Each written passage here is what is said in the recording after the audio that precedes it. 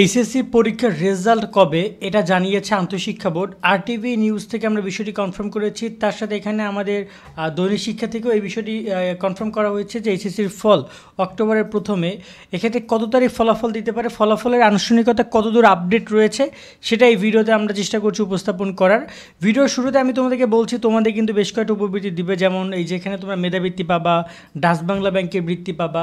এই বিষয়গুলো নিয়ে কিন্তু আমাদের shobhanhistory.com অলরেডি একটা আর্টিকেল পাবলিশ করা হয়েছে। যারা দেখো না তারা ডিসক্রিপশনে রেজাল্ট কবে দেবে এই শিরোনামে আমি লিঙ্কটা দিয়ে রাখবো। এখানে এসে তোমরা তোমাদের এই যে আর্টিকেলগুলো দেখে নিতে পারবে যে তোমাদের উপবৃত্তি, এবং তোমরা যারা ফ্রিল্যান্সিং কোর্স করতে চাও এখানে তোমরা 200 টাকা করে ভাতাও পাবা, তারা সেই কোর্সগুলো দেখে নিতে পারবা। তো এবার আসি তোমাদের মূলত তোমাদের পরীক্ষা কবে, রেজাল্ট কবে দিবে সেই প্রসঙ্গ নিয়ে কথা বলতে। তো আরটিভি নিউজ 9 সেপ্টেম্বর এটা প্রকাশ করেছে যে এইচএসসি ফলাফল, সমমান পরীক্ষার ফলাফল প্রকাশের প্রস্তুতি নিয়েছে আন্তঃশিক্ষা বোর্ড। সব কিছু ঠিক থাকলে আগামী 6 থেকে 9 অক্টোবরের মধ্যে ফলাফল প্রকাশ হতে পারে। তবে এখানে একটু কথা বলছি, আগে একটু বুঝে নিও, এটা কিন্তু চূড়ান্ত ডেট না।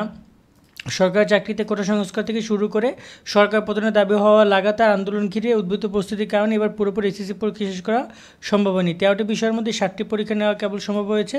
পরীক্ষার্থীদের দাবির প্রেক্ষিতে বাকি পরীক্ষাগুলো সাবজেক্ট ম্যাপিং করে ফলাফল দেওয়া হবে। এখন এই জায়গায় অনেকেই বলতেছো যে ফলাফল কতটুকু প্রস্তুত হয়েছে, তাদেরকে বলতেছি এখন পর্যন্ত ফলাফল প্রস্তুত নিয়ে একদম পুরোপুরিভাবে কিন্তু বলা হয়নি।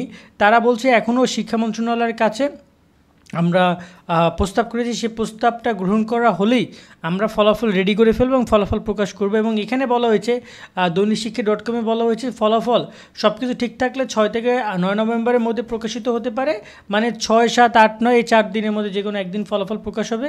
এবং এখানে বলা হয়েছে সব কিছু ঠিক থাকলে অক্টোবরের প্রথম সপ্তাহে ফলাফল প্রকাশের প্রস্তুতি চলছে। এবং ঢাকা বোর্ডের চেয়ারম্যান অধ্যাপক তপন কুমার সরকার বলেন, আমি আগামী মাসে প্রথম সপ্তাহে এইচএসসির ফলাফল প্রকাশের প্রস্তুতি গ্রহণ করছি। তারপর হচ্ছে তবে পুরো বিষয় নির্ভর করছে শিক্ষা মন্ত্রণালয়ের সিদ্ধান্তের উপরে, কারণ শিক্ষা মন্ত্রণালয় এখনও ফলাফল কীভাবে তৈরি হবে সে সম্পর্কিত নির্দেশ দেয়নি, যার কারণে এই কনফিউশন তৈরি হয়েছে। তবে এটা সম্ভাব্য ডেট, আবারও বলছি এটা সম্ভাব্য ডেট, এটা কনফার্ম ডেট না, সম্ভাব্য ডেট। হয়তো খুব শীঘ্রই তারা কনফার্ম ডেটও জানিয়ে দিবে যে কবে তারা ফলাফল দিবে, এবং এটা ঢাকা বোর্ডের ওয়েবসাইটে নোটিশ প্রকাশ করার মাধ্যমে জানানো হবে। একটা কথা বলতে চাই যে সাবজেক্ট ম্যাপিং কীভাবে তা নিয়ে অনেকেই জানতে চাচ্ছিল, তাদেরকে বলবে যে জেএসসি এবং এসএসসির মাধ্যমে সাবজেক্ট ম্যাপিংটা হবে, এটা তোমরা শিওর থাকো। কারণ অলরেডি বিভিন্ন জায়গায় কিন্তু এসএসসি এবং জেএসসি নম্বর অলরেডি নিচ্ছে, তোমরা দেখছো যে তোমাদের বন্ধুবান্ধব বা তোমরা জেএসসি এসএসসির নম্বর, মার্কশিট, ট্রান্সক্রিপ্ট অলরেডি কলেজে জমা দিচ্ছ। সেই জায়গায় অবশ্যই জেএসসির একটা যে পার্ট থাকছে সেটা কিন্তু বোঝাই গেল যে জেএসসির একটা পার্ট তারা অন্তর্ভুক্ত করছে। তো এই জায়গায় তোমাদের জেএসসি এবং এসএসসির মাধ্যমে হয়তো 25, 75 বা 20, 80 এরকম একটা পার্সেন্টেজে জেএসসি থেকে এবং এসএসসি থেকে নম্বর নিয়ে তারা মূল্যায়ন করবে বলে শিক্ষা মন্ত্রণালয় সিদ্ধান্ত গ্রহণ করছে।